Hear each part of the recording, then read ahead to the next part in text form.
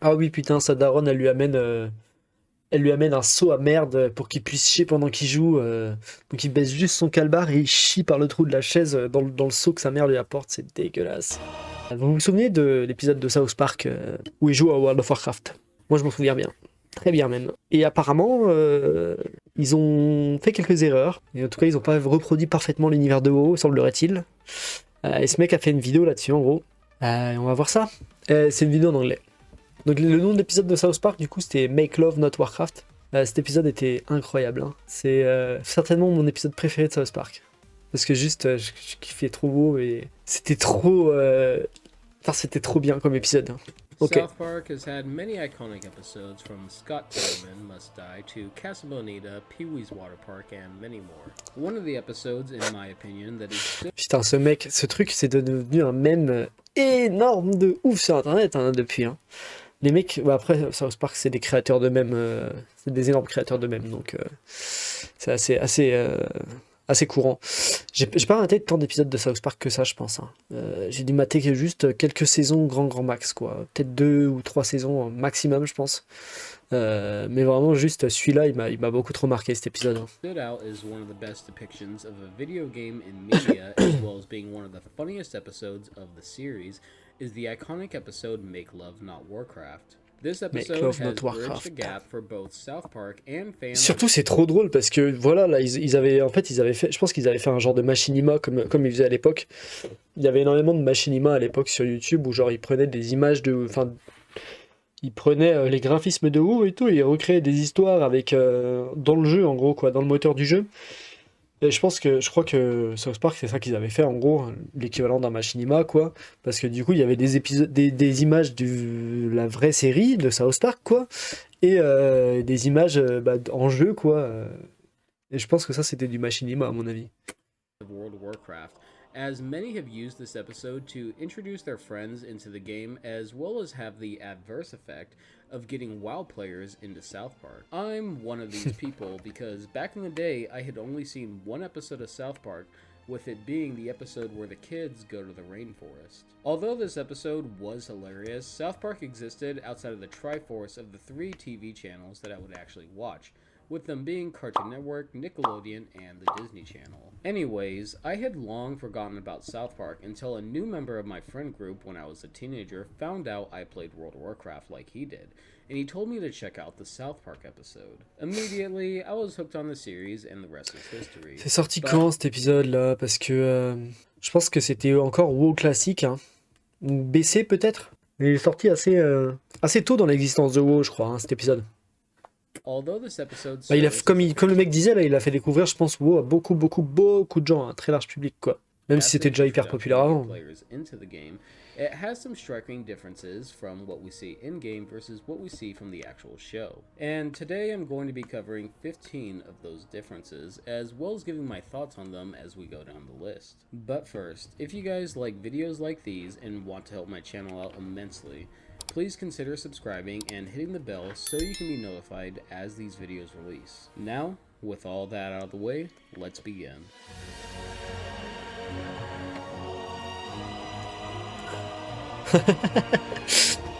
Ah oui putain, sa daronne elle lui amène un seau à merde pour qu'il puisse chier pendant qu'il joue. Donc il baisse juste son calbar et il chie par le trou de la chaise dans le seau que sa mère lui apporte. C'est dégueulasse.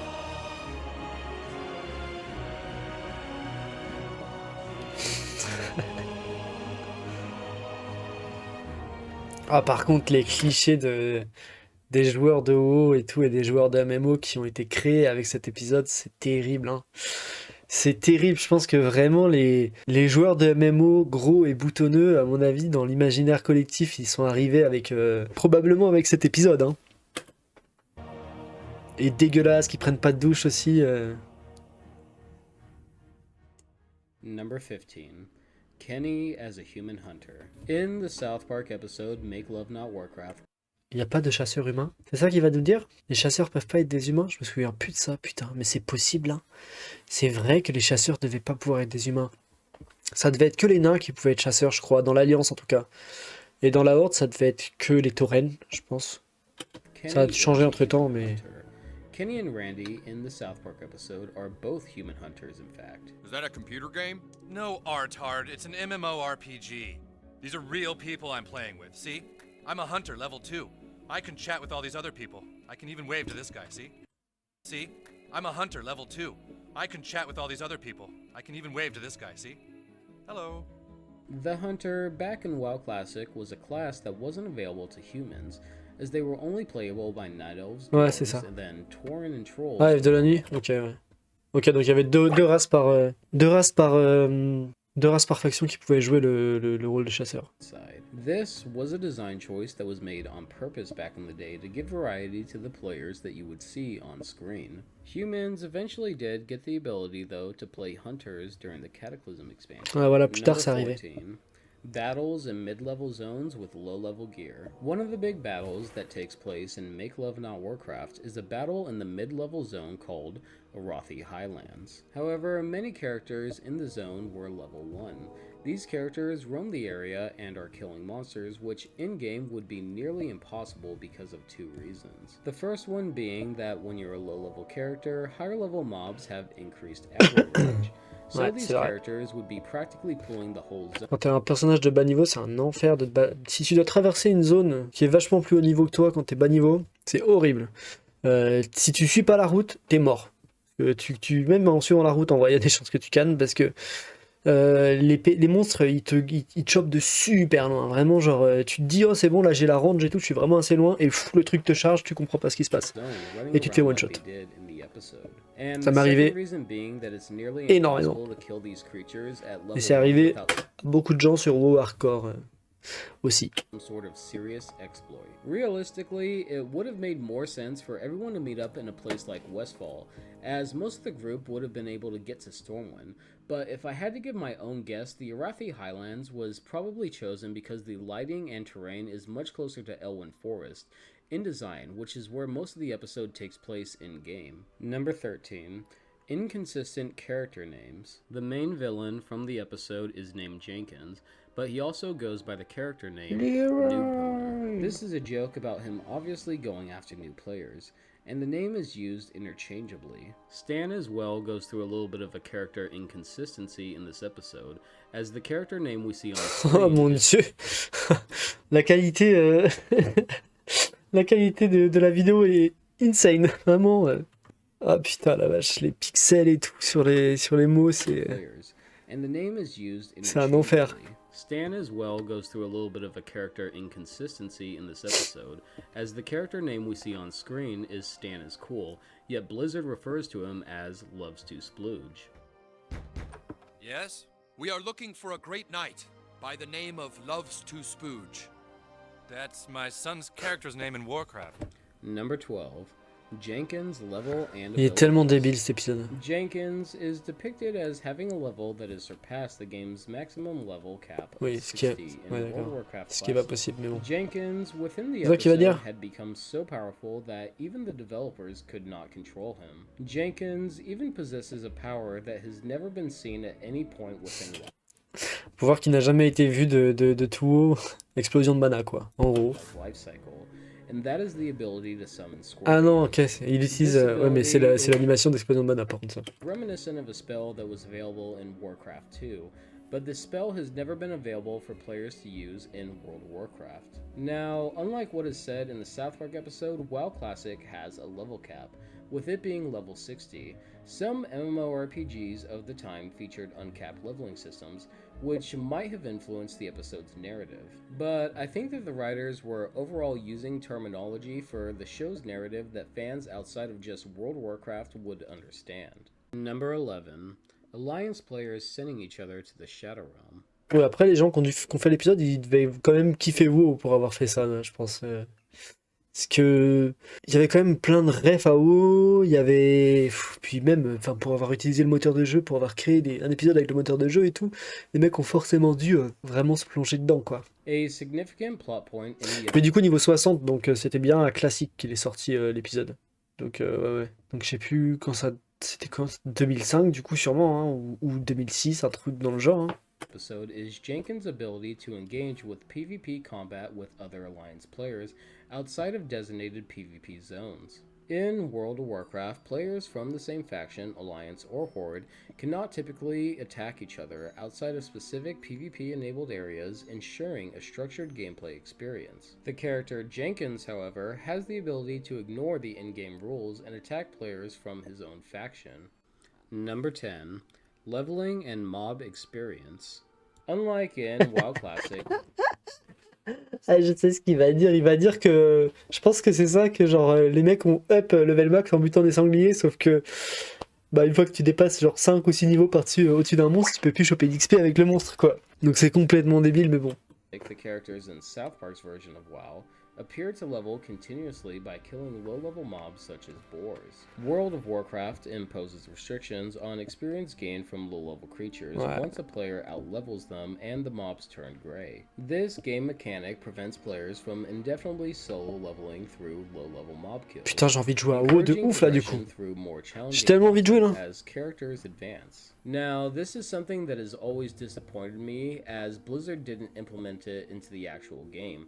The montage of the boys grinding levels during recess and all hours of the night killing boars is such an iconic part of the episode, and I feel like it really captures exactly what people think World of Warcraft is like, as the montage shows the boys dedicating their lives to the game and slowly gaining weight and becoming basement dwellers the more they get sucked into it. Also, considering you can level up through something like herbalism, which is just picking plants, I don't see any harm in gray boars giving you 2 experience per kill. On a side note, players have proven that you can actually get to max level by killing nothing but boars. Sérieusement? On peut vraiment le faire du coup? Ouais, ok, il y a un mec qui a calculé, qui a fait un Excel avec le nombre de... Ok, donc pour passer du level 15 au level 16, il faut en tuer 114, pour passer de 16 à 17, il faut en tuer 154. Ouais, et ça monte exponentiellement du coup, de 17 à 18, 184, de 18 à 19, 232, de 21 à 22, 396, et du coup j'imagine qu'à la fin ça doit être...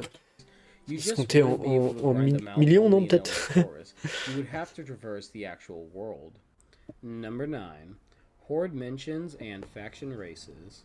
The South Park version of World of Warcraft exclusively features Alliance characters, omitting any reference to the Horde faction. Butters, what the hell are you doing? I got World of Warcraft like you said. You can't be the dwarf character, Butters. I'm the dwarf. Well, there's only like 4 races to choose from. So pick another one. I'm the dwarf, you stupid asshole. Log out, create a new character, and log back in. I like Hello Kitty on an adventure a lot more than your stuff.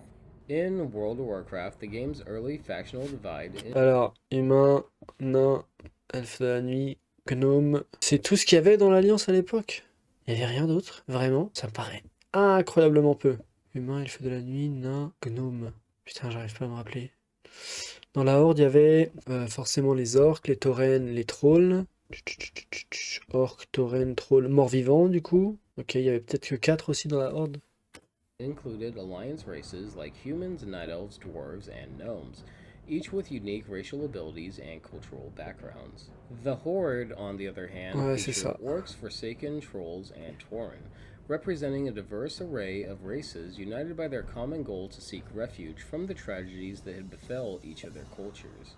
This is kind of essentially what makes the Horde a really unique aspect of the game, because they're essentially a faction founded by refugees from a tragedy that they had brought upon themselves. C'est vrai ça. By using Fel, which Attends, d'où elles sortent ces images là? befell each of their cultures. This is C'était- kind of elle vient d'où, essentially cette what makes the cinématique, là? Horde a really unique aspect of the game, because they're essentially a faction Ah, c'est founded Warcraft by 3, refugees non? from a tragedy that they had brought upon themselves. By using Fel, which eventually Il y a corrupted moyen que ce soit their Warcraft planet. 3. The Warcraft movie, although it can be a little bit rushed, Ah, explores non, ça and vient du overall gives film. players like myself who Mhm. didn't play Warcraft D'accord. 1 a better understanding of the Horde's perspective. But the South Park episode focused entirely on the Alliance characters, which I think overall helped the episode, as instead of having it be a faction war between the boys like we've seen with the Console Wars episodes, it was more of an episode about how one player is destroying a community. Number 8.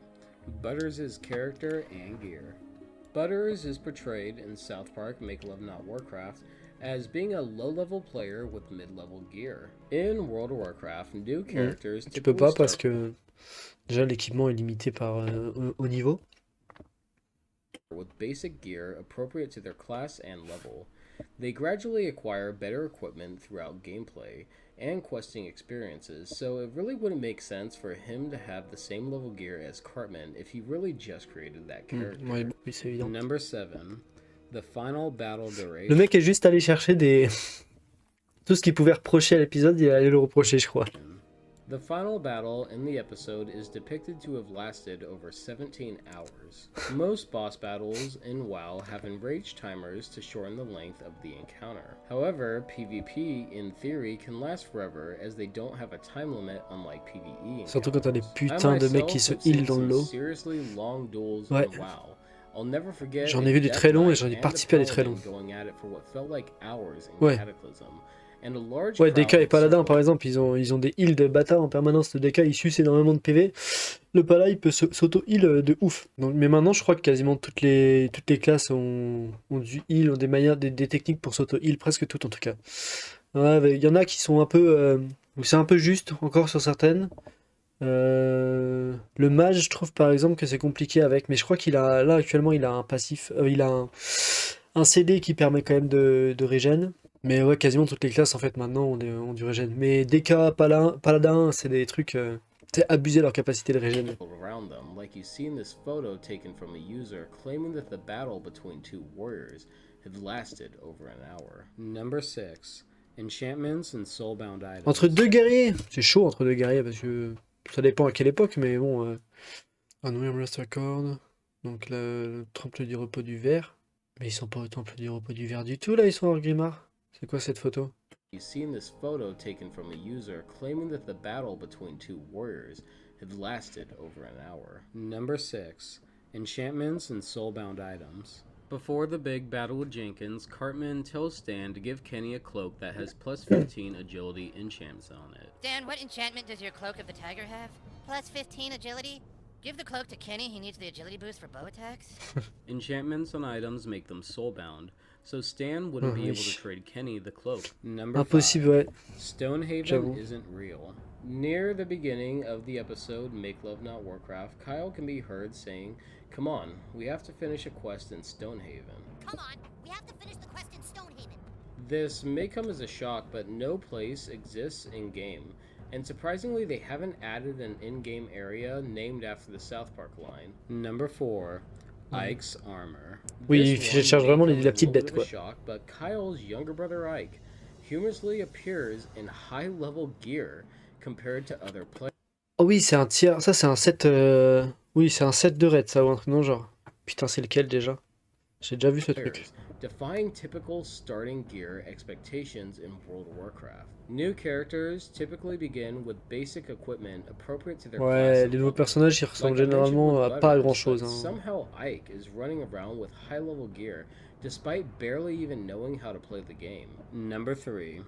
The Sword of Ouais, mais ça, en vrai, ça doit être la blague, quoi. Je pense que c'est une blague faite par les devs. Ils devaient savoir ce qu'ils faisaient hein, pour avoir fait ça. Parce qu'il y avait tellement d'équipements disponibles et tout, c'est pour qu'ils aillent choisir celui-là, c'est qu'ils devaient faire. Ils devaient essayer de faire une blague ou un truc dans le genre. Ça les faisait marrer de foutre un équipement hyper puissant sur un gars qui sait pas jouer, quoi.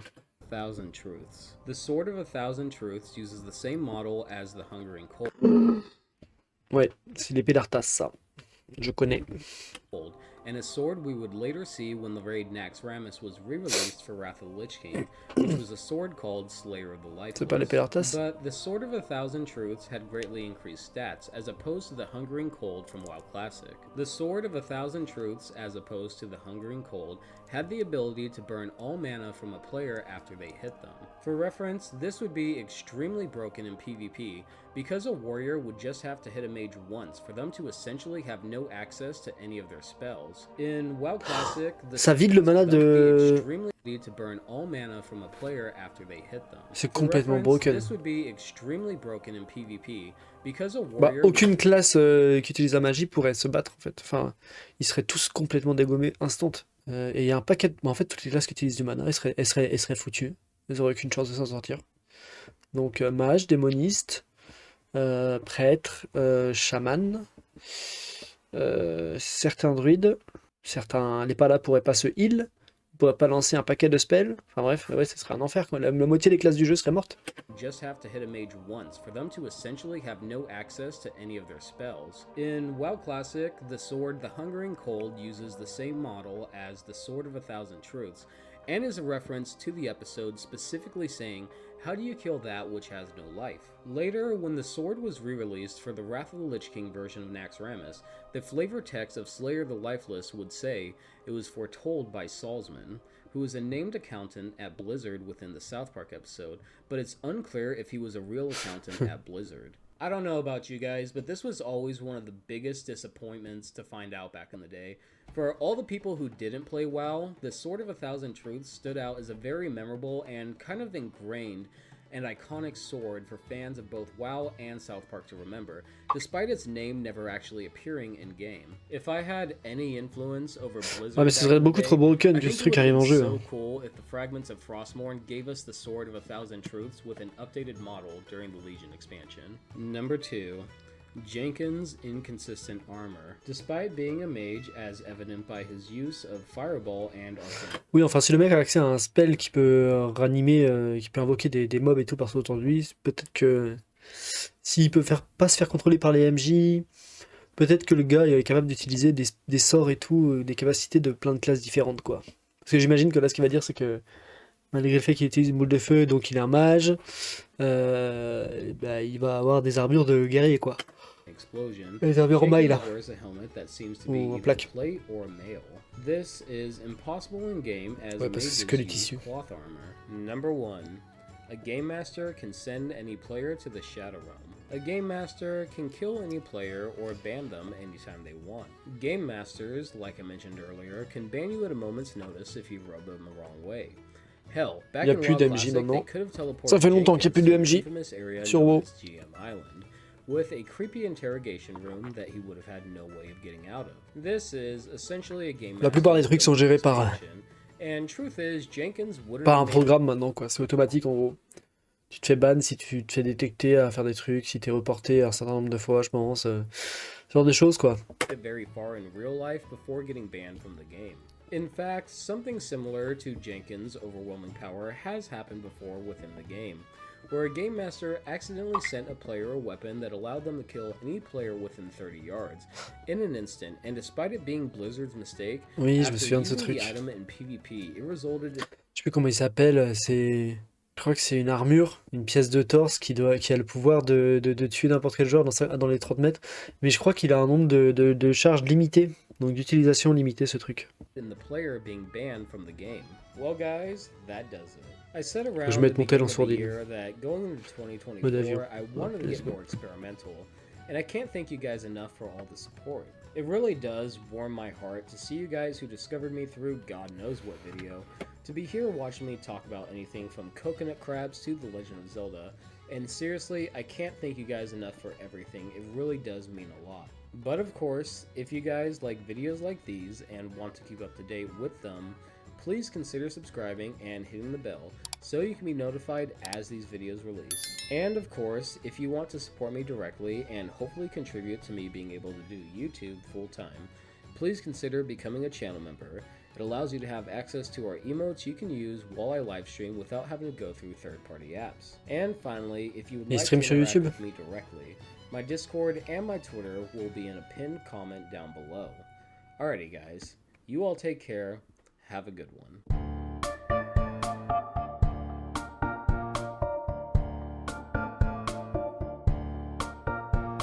Ok, et bah c'était une chouette vidéo.